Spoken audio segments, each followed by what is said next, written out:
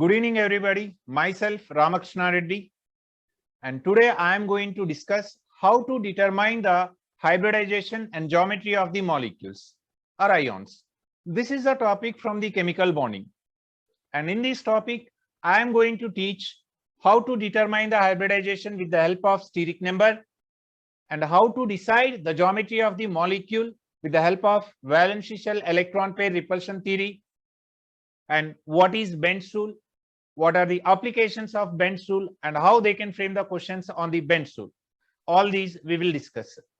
Okay, so let me share a table. Right, have a look on this table.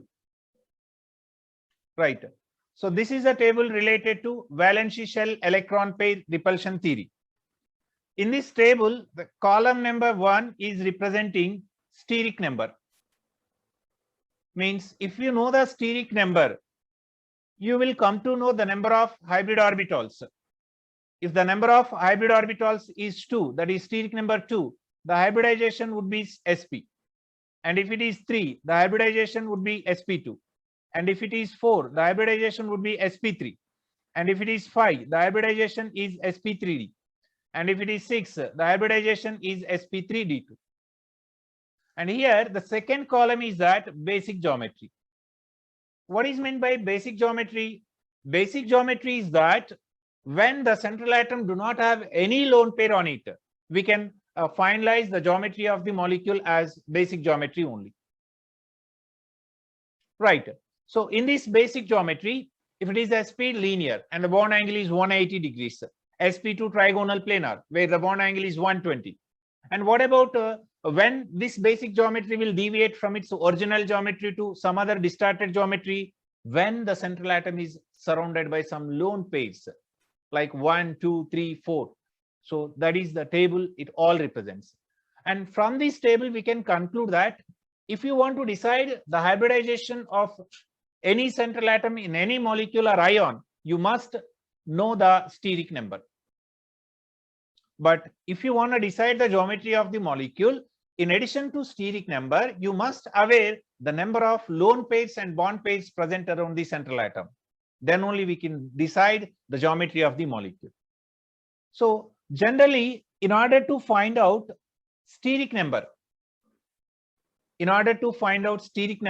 we have so many formulas to calculate the steric number, like number of hybrid orbitals or steric number is equal to number of sigma bonds plus number of lone pairs present around the central atom. For that, you should know the structural formula of the compound. Right, like the first formula to find out the steric number is that what I can take here, steric number equal to number of sigma bonds around the central atom plus number of lone pairs around the central atom.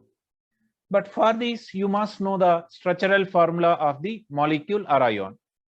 So this is okay in some cases like xenon compounds or halogen compounds or interhalogen compounds, but you will feel some difficulty when it goes for other cases like NH4 plus SO4 minus 2. Every time, if you want to remember the structural formula, it is somewhat difficult. So that is why here I am going to explain a simple technique to determine the steric number, where we can also determine the number of bond pairs and number of lone pairs present around the central atom. Right. So in that case, so we have 3 steps to find out the steric number. First step, so we should calculate the n. Calculate the value of n. Value of n, where n is what? Total number of valency electrons present in all the atoms. Present in all the atoms of the molecule or ion, plus charge on anion, minus charge on cation. When it is charged species, then you can decide in this way. So this is the first step where we have to calculate the value of N, which is equal to total number of valency electrons present in all the atoms of molecule or ion. If it is a cation, you should also include if it is anion, you should also include the charge on the anion. If it is cation, you should subtract the charge on the cation from that, right? So while calculating N value, you should remember one important thing. What is that? So generally in case of hydrogen, the number of valency electron is only 1. But here, to make it very simple, we should consider there are 7 electrons. Number of valency electrons in hydrogen should be taken as 7, not 1. This thing we should consider. It is just to make the calculation very simple, right? Nothing, no concept is there. Just the reason is that to make the calculation very easier, so I should consider the number of valency electrons in the hydrogen as 7. This is the first step. And second step, after calculating the N value, divide the N value.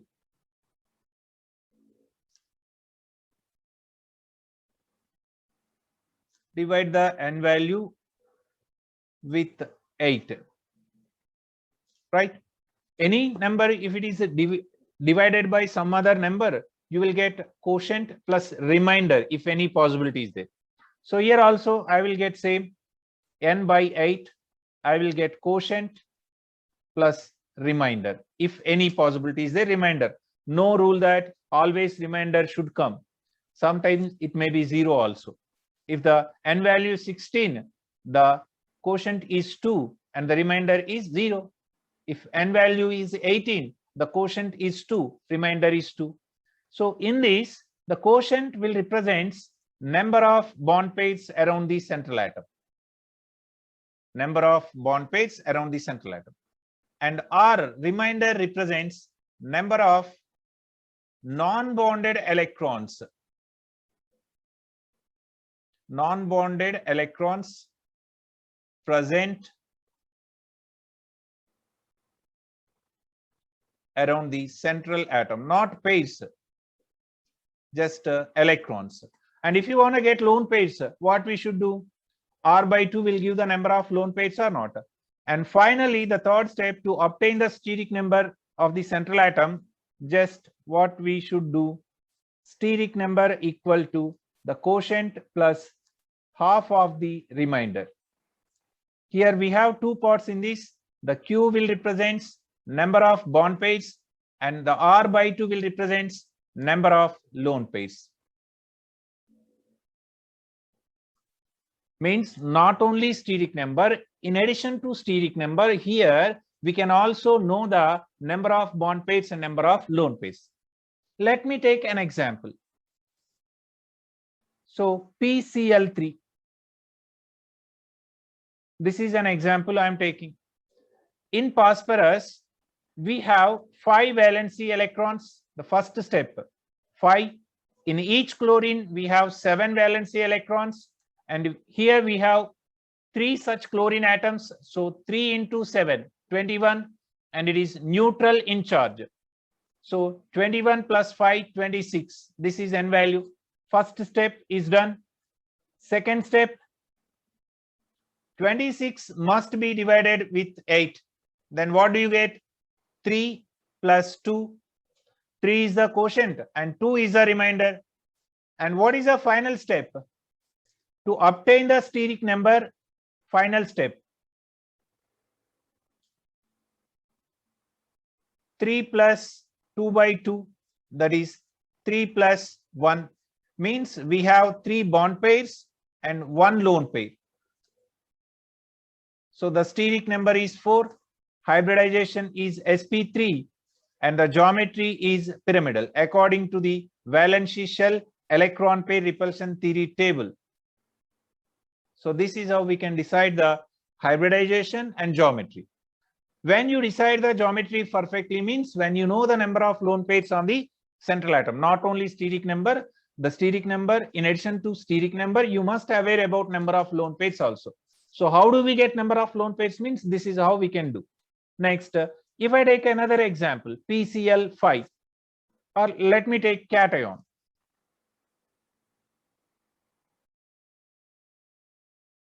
Ammonium, and here hydrogen also there. You should remember the note, right? So what is the first step? We should find out N value. Number of valency electrons in nitrogen, 5. Actually, the number of valency electrons in hydrogen is 1, but to make the calculation very simple, we should consider it as 7. So 4 into 7, 28, minus charge on the cation, 1. So 28 minus 1, 27, 32 we will get by 8. So 4. And what is the remainder here? 0. Means steric number equal to 4. That means we have 4 bond pairs and 0 lone pairs. So sp3 hybridization with no lone pair means the geometry is tetrahedral, basic geometry, no deviation from the original shape. Right? You take another example, SO4 minus 2, which is anion.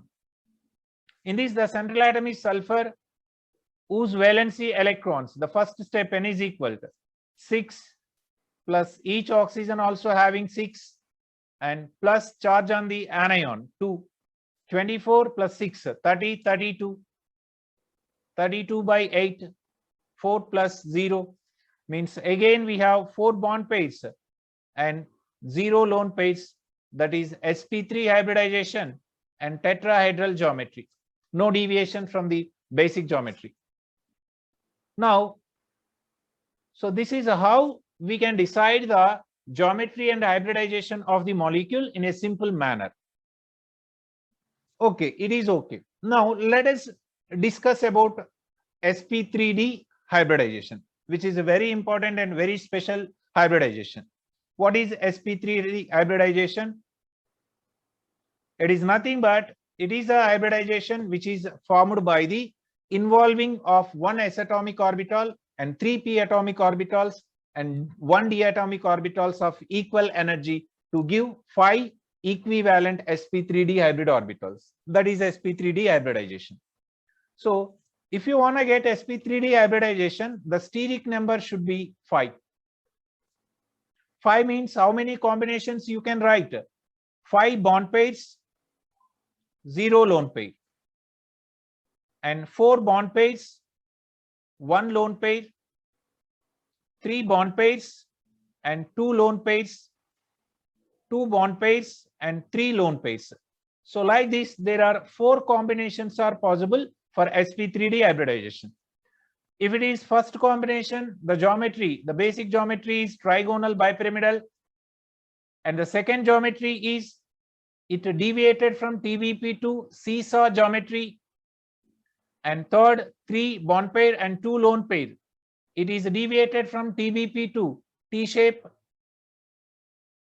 and if it is having 2 bond pairs and 3 lone pairs, it deviates from TBP to linear. So these are the 4 possibilities for the steric number 5 and the hybridization sp3d. Okay, by using this method, we can know the number of bond pairs and number of lone pairs so that we can decide the hybridization and as well as geometry exactly. But sometimes here I will give a question. What is that? The question is that they have given us PCl5. They have given us PCl5. We know that hybridization of phosphorus in PCl5 is sp3d and it is trigonal bipyramidal shape. The question is not about finding hybridization and not about finding geometry. The question is like this. I am drawing the structure PCl5 whose geometry is trigonal bipyramidal.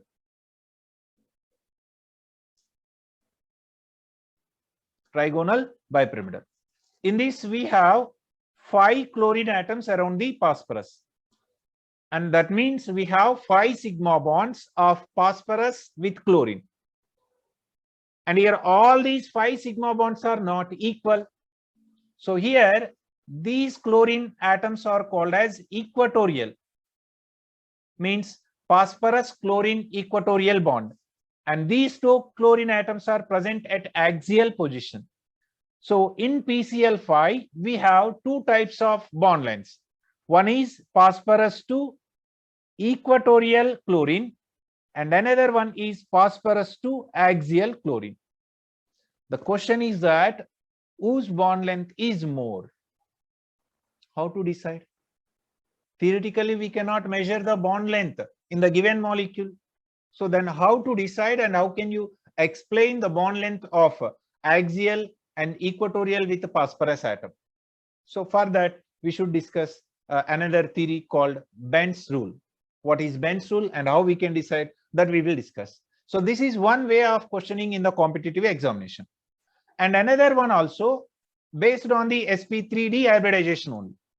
So now the question is on not PCl5, but they have replaced 2 of the chlorine atoms with fluorine atoms, PCl3F2. Which of the following geometry is correct for the PCl3F2? If I ask you what would be the geometry of the PCl3F2, blindly we can say that it is sp3d hybridization and trigonal bipyramidal. There is no obligation. So, but the question is that which of the following is the correct geometry of the PCl3F2? Then we should analyze the options given in the question or not. So the first option they gave like this, PCl3F2.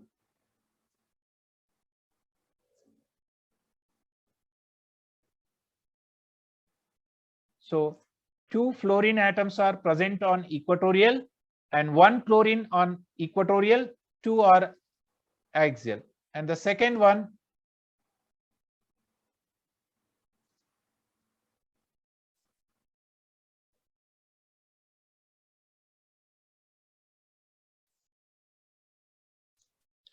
so 1 fluorine atom on axial position and another fluorine atom on equatorial position. And third one,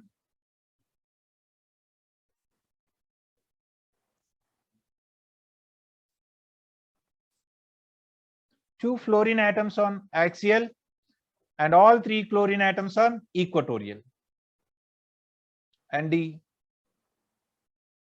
all are correct.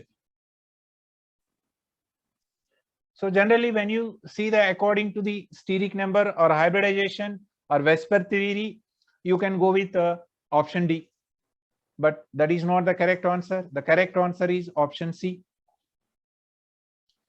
How can you justify that the correct answer is option C? So for that, we must approach one important rule, that is Bend's rule. So with the help of Bend's rule, we will come to know that correct answer for the first question, where the question was about to decide whose bond length is more, phosphorus to axial chlorine or phosphorus to equatorial chlorine. And with the help of Bend's rule, we can also decide the correct answer in the second question, where the correct shape or the correct geometry of the PCl3F2. Why C, why not A, why not B? Because in all three, the central atom is undergoing sp3d hybridization and all must have trigonal bipyramidal shape. Then why only the C is correct, why not A and B? So for that, we must approach the, what is that, Bend's rule. What is Bend's rule? Right. So let me discuss what is Bend's rule.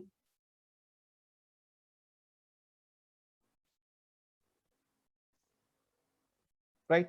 In a simple way, I can give the statement about Bend's rule is that, so very simple, right, definition, simple statement is there. The more electronegative atom prefers to stay in the orbital having less S character, while, just a minute.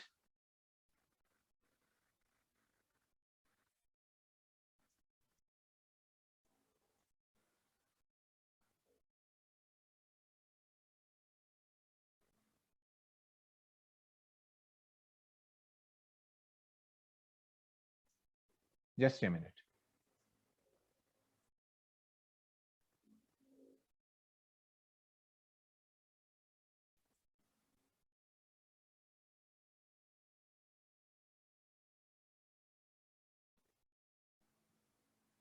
See here, in a simple manner.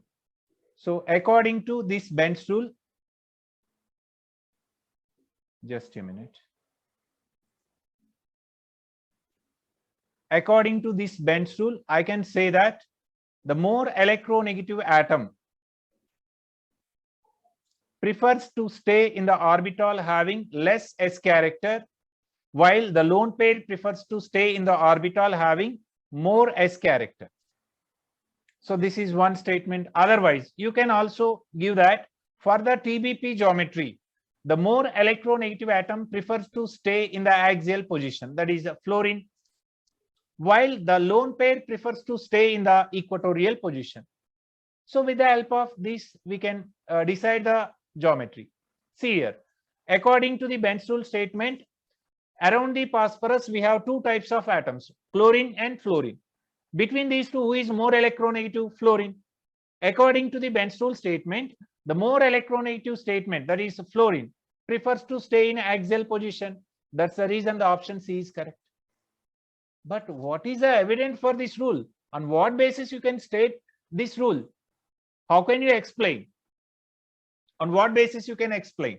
So for that, we have a wonderful explanation for the Bent's rule. Okay, so let me explain what is Bent's rule and how we can decide this statement is correct. We can give the theoretical evidence for this, right? So let me take up. So the Bent's rule will apply only for the TBP or not? Means sp3d hybridization. So when you take sp3d hybridization, right?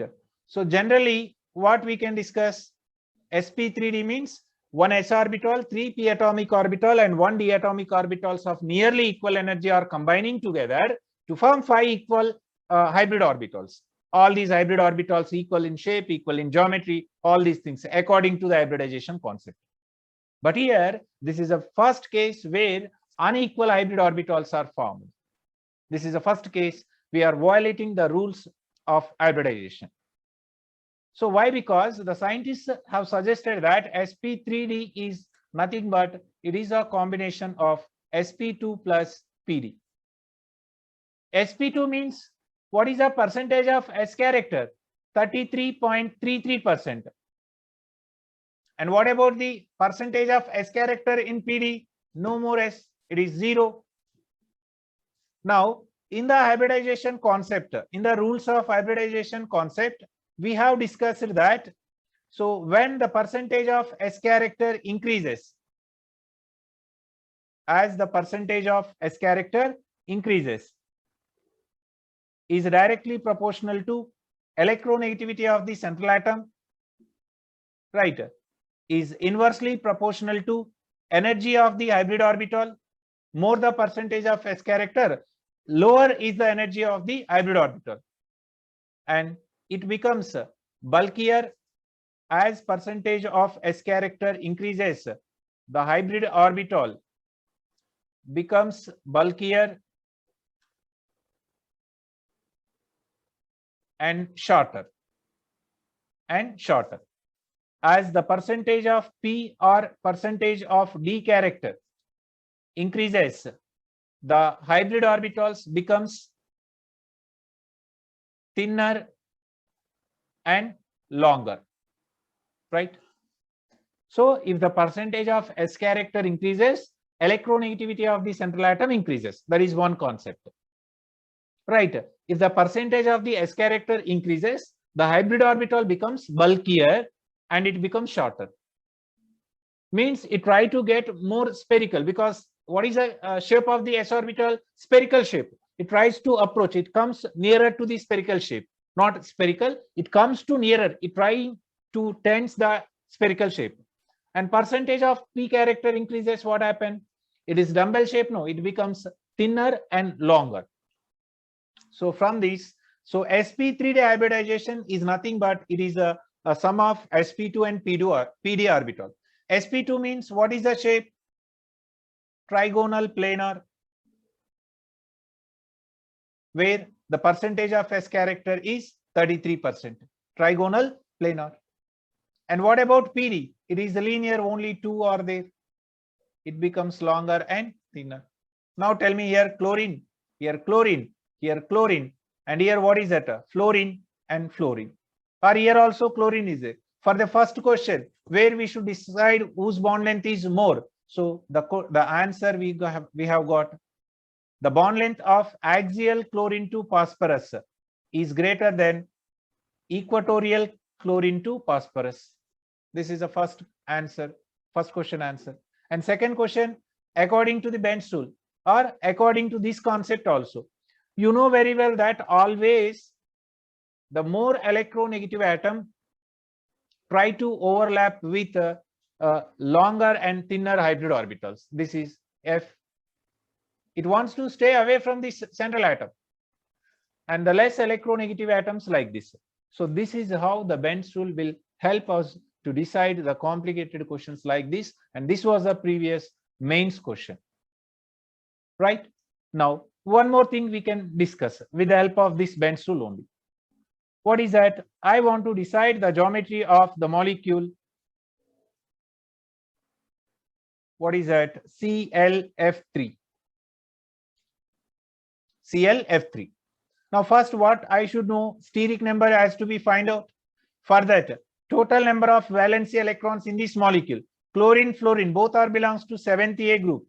So each atom will have 7 valency electrons. We have total 4. 4 into 7, 28. 28 by 8. 3 is a quotient and remainder is what? 4 by 2. So what is the steric number? 3 bond pairs and 2 lone pairs. That is sp3 dehybridization. The molecule supposed to possess TBP structure, but due to the presence of 2 lone pairs, it deviated from TBP to T shape. Why T shape? According to the bench rule, always the lone pairs prefers to stay in the orbital having more S character. More S character means sp2 or PD? sp2. So always the lone pair prefers to stay in equatorial position. So now I can write Cl. This is one lone pair at equatorial position. This is another lone pair at equatorial position. This is F at equatorial position. 2 other fluorine atoms are axial. Now what is the shape? T shape.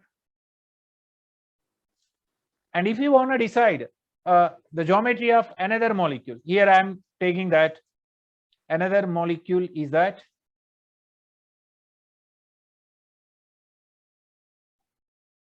SF4. So what is the steric number? Sulfur is having 6 valency electron, each fluorine 7. We have 4 such fluorine atoms. So 28, 34 by 8. So that is 8 4s are 32 plus 2 by 2. So we have 4 bond pairs and 1 lone pair. So the steric number is 5 and the hybridization is sp3d. And what is the shape? Seesaw geometry. Actually, it's supposed to have TBP, but because of the lone pair present on the sulfur, it deviated from TBP to seesaw. Why? Again, you can go through the bench rule only. Sulfur, we have 1 lone pair that is placed at equatorial position. 2 other equatorial positions are with fluorine and 2 other with axial. So what is the shape? Seesaw geometry. So this is how the bench rule will help in finding the geometry of the molecule. So in this, we have discussed steric number and how to find out the steric number in an easy way, and how to decide the geometry and hybridization of the molecule, and what is bench rule, the importance of the bench rule and the applications of the bench rules we have done. Thank you. Thank you so much.